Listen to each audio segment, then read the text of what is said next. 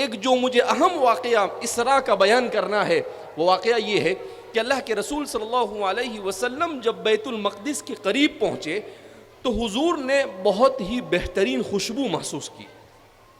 تو آپ صلی اللہ علیہ وسلم نے دریافت کیا، اے جبریل ما هذه الرائحة الطیبہ، اے جبریل یہ بہترین خوشبو کیا ہے؟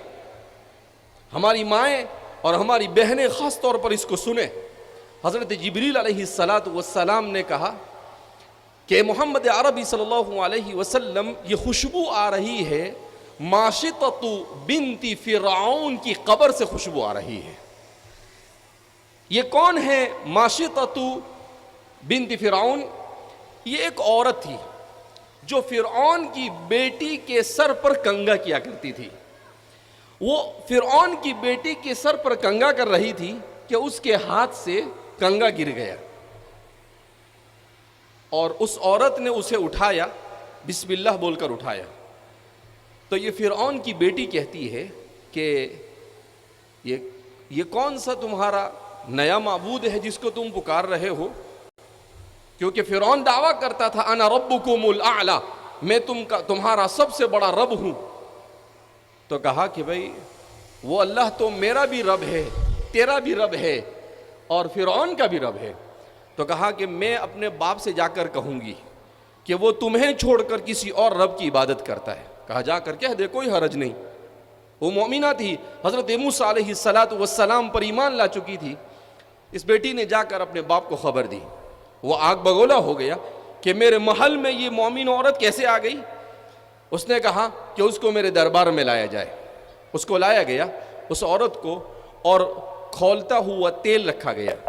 اس کے 3 بچے تھے. پہلے ایک بچے کو اس کھولتے ہوئے تیل میں جھونک دیا گیا. ماں کی نظروں کے سامنے وہ کھولتے ہوئے تیل میں بلبلاتا ہوا موت کے گھاٹ اتر گیا.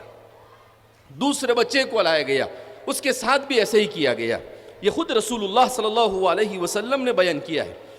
تیسرا بچہ اس کی گود میں تھا جو ابھی دودھ پی رہا تھا، بول بھی نہیں سکتا تھا. جب اس بچے کو لینے کی کوشش کی تو ماں کی مامتا جاگی اور وہ تھوڑی سی ڈگمگائی اور سوچنے لگی کہ یہ میرا چھوٹا سا معصوم کھولتے ہوئے تیل میں میرے سامنے پہلے 2 بیٹوں کی طرح چلا جائے گا، کیا گزرے گی میرے اوپر.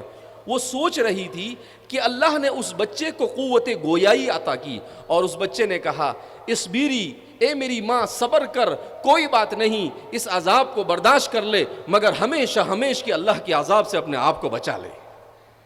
جب یہ جملہ اس بچے کے منہ سے سنا تو اس نے فوراً بچہ دے دیا. اس بچے کو بھی اس کی ماں کے سامنے ڈال دیا گیا، اس عورت کو بھی ڈال دیا گیا اور ان کی ہڈیوں کو وہاں پر ایک قبر میں ڈال دیا گیا.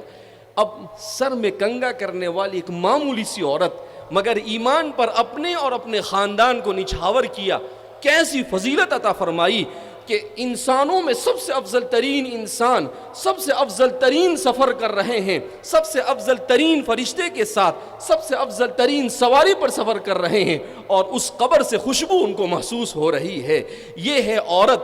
جب عورت ایمان پر جم جاتی ہے، جب عورت اپنے آپ کو ایمان کے لیے قربان کرنے کے لیے تیار ہوتی ہے، وہ چاہے کتنے ہی گھٹیا خاندان سے تعلق رکھتی ہو، اللہ کی نظر میں اس کا مقام اتنا بلند ہوتا ہے کہ اس سے بڑھ کر اور کوئی مقام نہیں ہو سکتا ہے.